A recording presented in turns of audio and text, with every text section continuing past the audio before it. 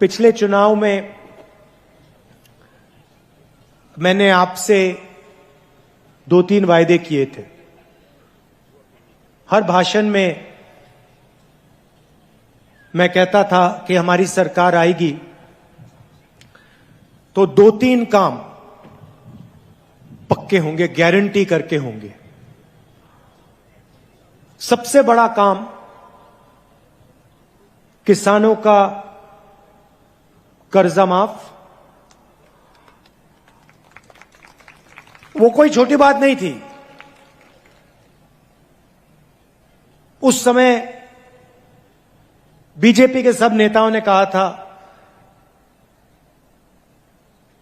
कि कांग्रेस पार्टी सच नहीं बोल रही है। हमने यह भी कहा था कि 2,500 रुपए प्रति क्विंटल किसान को धान के लिए रेट मिलेगा। बीजेपी के सब नेताओं ने कहा ऐसा तो किया नहीं जा सकता, कांग्रेस ऐसे ही कर रही है।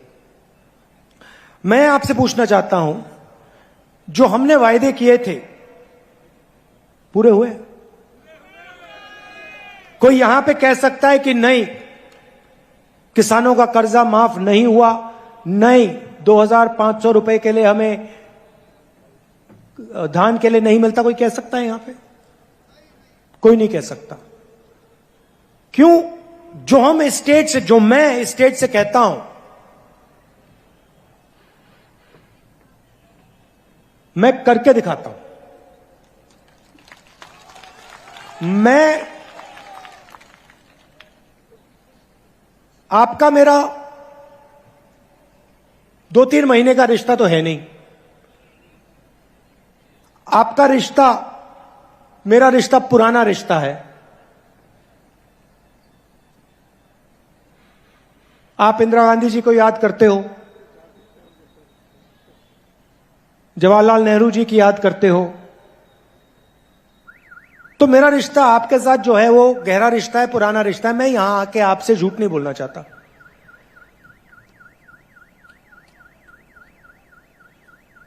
प्रधानमंत्री यहां आए, उन्होंने आप सबसे 15 लाख रुपए का वायदा किया था। कहा था हर बैंक अकाउंट में 15 लाख रुपए डाल दूंगा। कर दिया? भैया बाद में कीजिए। किसी के बैंक अकाउंट में नहीं आया। उन्होंने कहा था कि नोटबंदी से काला धन मिट जाएगा। मिट गया? कहा था किसानों का, किसान बिल से फायदा होगा। किसानों ने स्वयं बिल को रद्द कर दिया। देश के सारे किसान खड़े होकर कहते प्रधानमंत्री झूठ बोल रहा है, हमें नहीं चाहिए ये बिल। तो आप जानते हो सच कौन बोलता है, झूठ कौन बोलता है।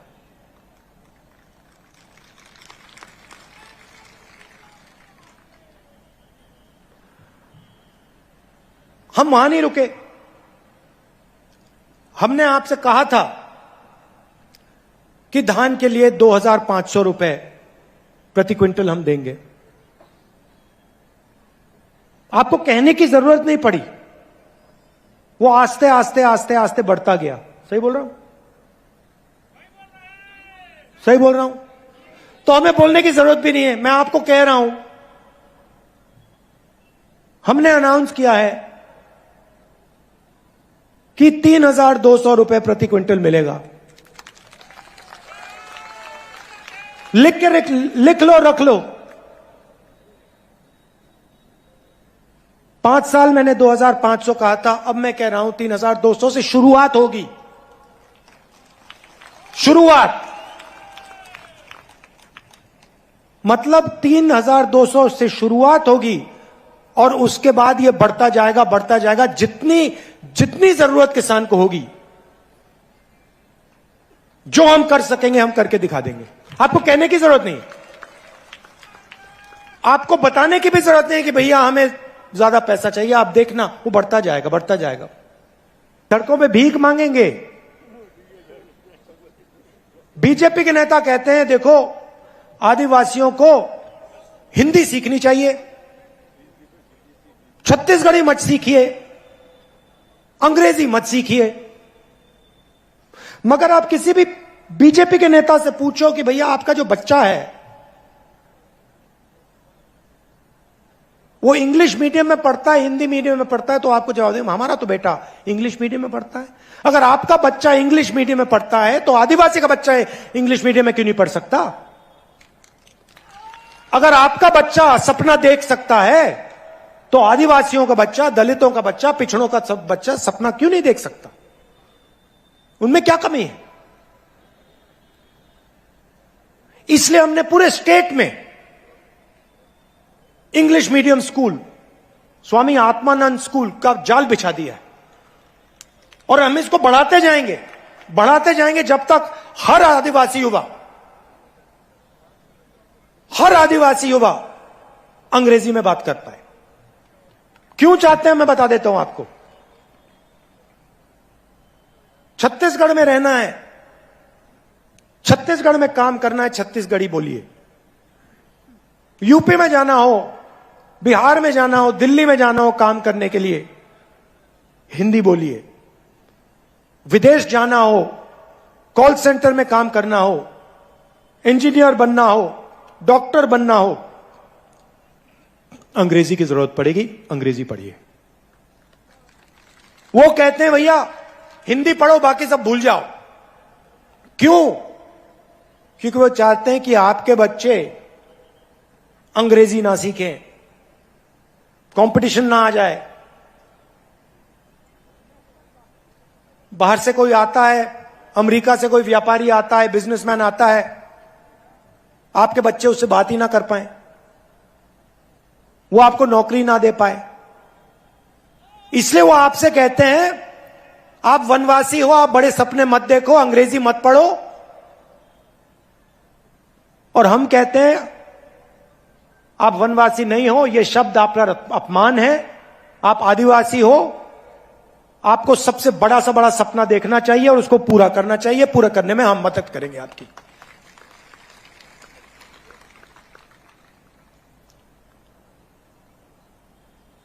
यहां पे पिछड़े वर्ग के लोग भी हैं। कुछ दिन पहले नरेंद्र मोदी जी ने बहुत अच्छी बात बोली, मैंने पहली बार सुनी है। हर भाषण में कहते हैं मैं ओबीसी हूं, हर भाषण में ओबीसी की बात करते हैं। और जब मैंने जाति जनगणना की बात शुरू करी, जब मैंने कहा कि जाति जनगणना होना चाहिए, कहते हैं हिंदुस्तान में कोई जाति नहीं है, हिंदुस्तान में सिर्फ एक जात है, गरीब, और कोई जाति नहीं। तो नरेंद्र मोदी जी, अगर हिंदुस्तान में एक ही जात है, उसका नाम गरीब है, तो आप अपने आप को ओबीसी क्यों कहते हो? और अगर एक जात गरीब है तो अमीर कौन है? अमीर में कोई जाति नहीं है, सिर्फ एक जात है हिंदुस्तान में, वो है गरीब। आपने चुनाव जीत लिया, रोज हवाई जहाज में उड़ते हो, करोड़ों रुपए के सूट पहनते हो, हर रोज नया सूट पहनते हैं मोदी जी। आपने कभी देखा है नरेंद्र मोदी जी को 2 बार एक कपड़ा पहनते हुए? कभी देखा आपने कि मोदी जी ने एक कपड़ा 2 दिन के लिए पहन लिया? कभी देखा? एक दिन में 3, 4, 5 कपड़े पहनते हैं मोदी जी। तो आपने चुनाव जीत लिया, करोड़ों के सूट पहन रहे हो, मगर जब ओबीसी को आपकी जरूरत पड़ी, ओबीसी युवाओं को आपकी जरूरत पड़ी जाति जनगणना कराने में, तो आप कहते हो एक ही जात है, गरीब, ओबीसी तो है ही नहीं।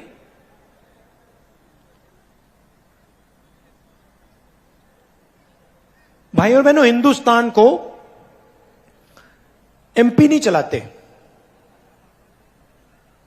हिंदुस्तान को 90 अफसर चलाते हैं। उनको हम secretary to government of India कहते हैं। आईएएस के अफसर हैं, और ये 90 लोग हिंदुस्तान का पूरा पैसा जो है उसको बांटते हैं। मनरेगा में कितना जाएगा, सेना को कितना मिलेगा, सड़क बनाने में कितना पैसा जाएगा, अस्पतालों में कितना जाएगा, शिक्षा में कितना जाएगा, ये सारे के सारे निर्णय ये 90 लोग लेते हैं।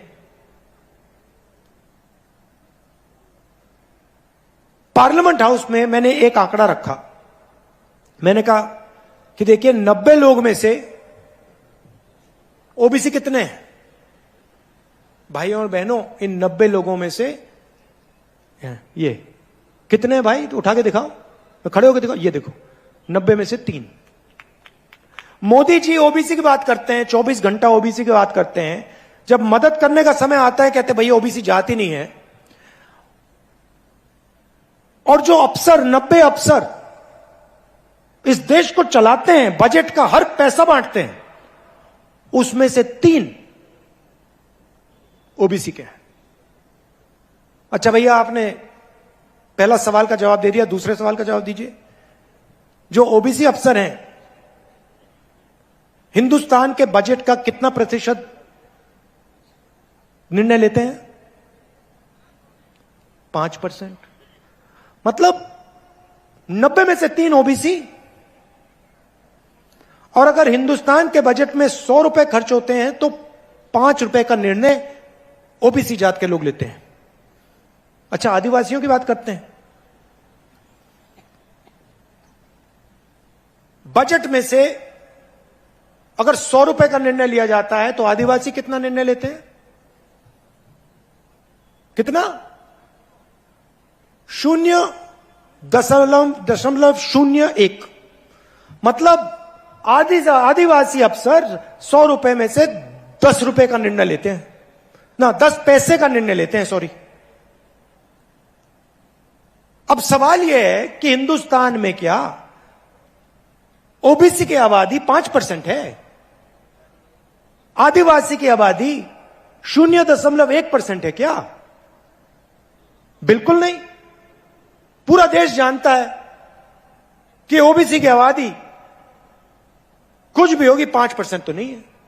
और पूरा देश जानता है कि आदिवासी की आबादी कुछ भी होगी मगर 0.1% तो नहीं है। मैं आपसे क्यों कह रहा हूं? क्योंकि देश को चलाने में आदिवासी, दलित, पिछड़ों की कोई भागीदारी नहीं है।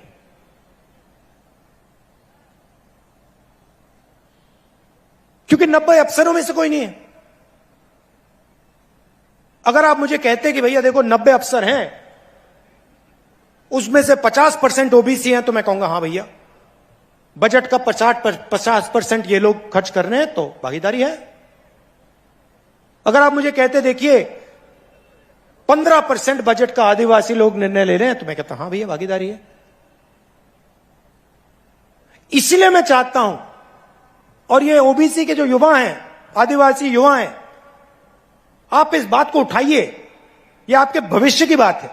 इसलिए मैं चाहता हूं कि जाति जनगणना हो, सबको पता लग जाएगा कि देश में आदिवासी कितने हैं, दलित कितने हैं, पिछड़े कितने हैं, जनरल कितने हैं, सबको पता लग जाएगा। एक बार सबके आंकड़े हमारे सामने आ जाएंगे, सामने होंगे, तो हम कहेंगे ठीक है भैया, अब अगर 50% आबादी है तो भागीदारी होनी चाहिए। 90 में से 3 अफसर काम होने वाला नहीं है, इसको हमें बदलना पड़ेगा। अब नरेंद्र मोदी के पास जाति जनगणना के आंकड़े पड़े हुए हैं, वो 1 सेकंड में पब्लिक को दिखा सकते हैं। हमने किया था जाति जनगणना, हमने करा जब हमारी यूपीए की सरकार थी, तो सारे आंकड़े सरकार के पास है। अब हम नरेंद्र मोदी जी से कह रहे हैं भैया इनको रिलीज करिए, छत्तीसगढ़ के ओबीसी युवाओं को बता दीजिए ओबीसी की कितनी आबादी, आदिवासियों को, दलितों को बता दीजिए भैया आपकी इतनी भागीदारी होनी चाहिए। नरेंद्र मोदी नहीं बोल रहे। अब कह रहे भैया ओबीसी की तो कोई जाति नहीं होती, दलित आदिवासी तो जाति नहीं है, जात तो हिंदुस्तान में सिर्फ गरीब है। तो यहां जो ओबीसी युवा हैं, अगली बार मोदी जी आएंगे, आप उनसे पूछना, मोदी जी पहले आप कहते थे आप ओबीसी हो, अब आप कहते हो हिंदुस्तान में सिर्फ गरीब जात होती है। आप जाति जनगणना प्लीज कर दो। हमारी जो सच्चाई है, ओबीसी जात की जो सच्चाई है, वो हमें बता दो। लंबे लंबे भाषण करेंगे, 1 घंटा बोलेंगे आपको, मगर इस सवाल का जवाब नरेंद्र मोदी नहीं दे सकता। क्यों? क्योंकि रिमोट कंट्रोल अदानी के हाथ में है।